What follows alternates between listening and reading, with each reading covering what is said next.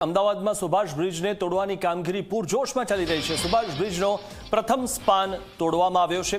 પ્રથમ span તોડાયાનો video સામે આવ્યો।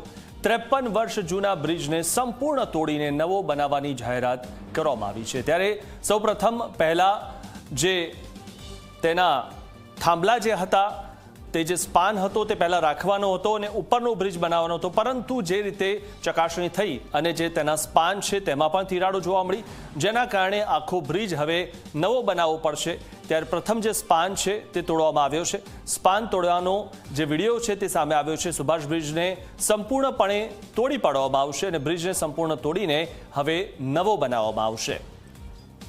આ વિશે વધુ માહિતી મેળવી અમારા સંવાદદાતા અર્પણ કાયદાવાલા પાસેથી। અર્પણ, જે રીતે હવે સુભાષ બ્રિજ આખો નવો બનવાનો છે, તેને તોડવાની કામગીરી થઈ રહી છે, સંપૂર્ણપણે તોડવામાં આવી રહ્યું છે, શું વધુ માહિતી?